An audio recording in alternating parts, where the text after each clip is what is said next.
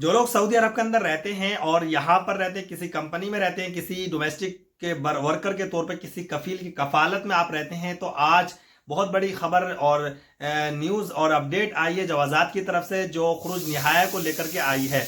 अगर कोई भाई या कोई बंदा ऐसा है जो खुरूज निहाया जाना चाहता है, फाइनल एग्जिट यहाँ से लगवा करके इंडिया वापस जाना चाहता है, तो उसके कानून कवानीन जो पहले थे आज उस तरह के कवानीन नहीं है, उसमें बहुत सारी तब्दीलियां आ चुकी हैं जो जानना और पहचानना बहुत ज़रूरी है। जब आप सऊदी अरब के अंदर रहते हैं तो आपको कवानीन और कानून याद होना चाहिए, आपकी समझ में होना चाहिए।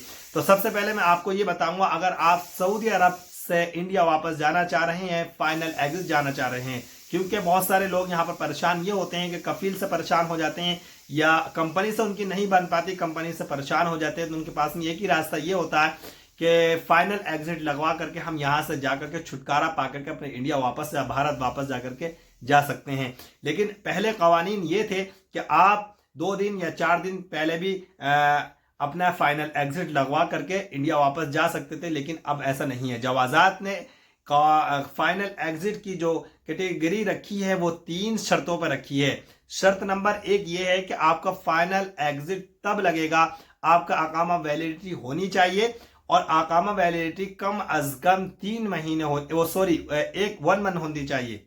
यानी आपका फाइनल एग्जिट तब लगेगा जब आपका अकामा वैलिडिटी होनी चाहिए और आपके अकामे में कम से कम 1 मंथ यानी कि 30 दिन होने चाहिए। अगर 30 दिन से 29 दिन ही है तो आपका अकामा वैलिडिटी, अगर 29 दिन है तो आपका फाइनल एग्जिट नहीं लगेगा।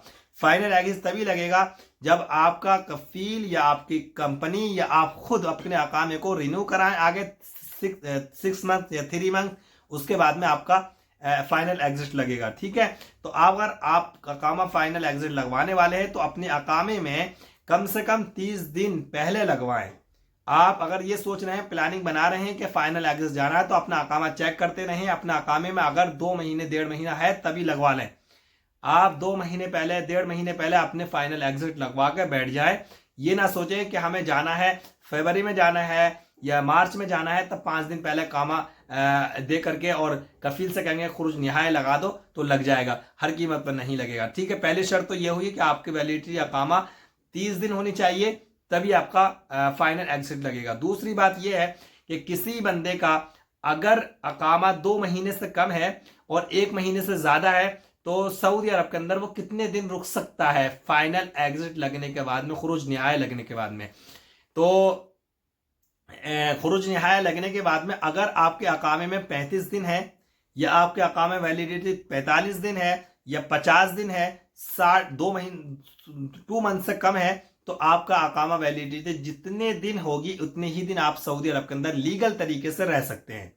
मिसाल के तौर पे आपका अकामा अभी 40 दिन बाकी है और आपका एग्जिट फाइनल आज से लग गया, तो आज से 40 दिन तक ही आप रह सकते हैं। अगर 40 दिन के अंदर अंदर आपने सऊदी नहीं छोड़ा तो फिर आपको मुश्किलें बहुत ज़्यादा बढ़ जाएंगी। तो फाइनल एग्जिट लगने के बाद में आप अपने 40 दिन अकामा हो या 45 दिन हो या 50 दिन हो, वो देख करके उस डेट से पहले पहले आप सऊदी से एग्जिट हो जाइए। तीसरी शर्त यह है कि अगर सऊदी अरब के अंदर किसी बंदे का अकामा वैलिडिटी ज़्यादा है, अकामा वैलिडिटी ज़्यादा है, 2 मंथ है, 3 मंथ है या 4 या 5 मंथ है, तो वो क्या सऊदी अरब कितना रह सकता है? क्योंकि पहले तो ये होता था ना कि सऊदी अरब के अंदर आपका फाइनल एग्जिट कफील ने लगा दिया, खुरूज निहाय लगा दिए, तो वहां पर यहाँ पर जो था पहले वो 60 डे यानी कि 2 मंथ यानी कि 60 दिन यहाँ पर लगातार आप रह सकते थे। 60 दिन के बाद में आपको सऊदी छोड़ना होता था। लेकिन अब ये है कि अगर आपके अकामा वैलिडिटी 2 मंथ है, 3 मंथ है, 4 या 5 मंथ है, तो आप कितना दिन सऊदी अरब के अंदर स्टे कर सकते हैं। तो भाई यहाँ इस शर्त को रखा गया है कि उस सूरत में आप सिर्फ और सिर्फ 60 दिन यानी कि 2 मंथ यहाँ पर रह सकते हैं, उससे ज्यादा हरगिज नहीं रह सकते। तो ये 3 कैटेगरी में जवाजात ने जो खुरूज निहाया की शर्तें रखी हैं। पहली शर्त ये 30 दिन अकामा वैलिडिटी होनी चाहिए। दूसरी बात यह है कि आपका अकामा 2 महीने से कम है, तो जितने दिन भी वैलिडिटी अकामे की होगी खुरूज निहाया लगने के बाद में उतने दिन यहाँ पर स्टे कर सकते हैं। आपका अकामा अगर 1 साल तक का भी वैलिडिटी है और खुरूज निहाया लगवा के आप बैठे हुए हैं, तो आप सिर्फ 2 महीने ही सऊदी अरब रह सकते हैं। ये तो भाई खुरूज निहाया की मैंने डेट और आपको तरीका बता दिया, कब लगवाना कब नहीं लगवाना। असल में सबसे बड़ा मसला यहाँ पर यह है कि बहुत सारे कफील या ऐसा करते थे। ये देखा जाता था, बहुत सारी खबरें आती थी।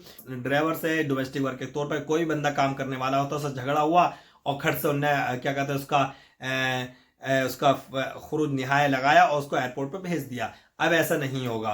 दूसरी बात यह है कि आप खुरूज निहाय लगाने के लिए भी पैसे जाएंगे। ऐसा नहीं है पहले खुरूज निहाया फ्री में लगा दिया, का बंदे ने उससे माफी तलाफी करी, उसने वापस ले लिया खुरूज निहाय, फिर काम करने लगा, फिर उसने लगा दिया 2 दिन के बाद। तो ये भी डर होता था पहले कि यार पता नहीं कब खुरूज निहाय लगा देगा। तो अब ऐसा नहीं कर सकते।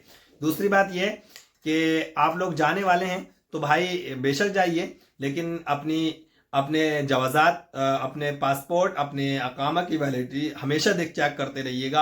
अफसर पे, अफसर तो हर एक के पास में होता है, तो अफसर का अकाउंट खोलिए और अपना अकाउंट वैलिडिटी चेक करते रहिए और अपना पासपोर्ट की वैलिडिटी चेक करते रहिए। तो उम्मीद है कि आपको इस वीडियो के जरिए कुछ ना कुछ न्यूज़ मिली होगी।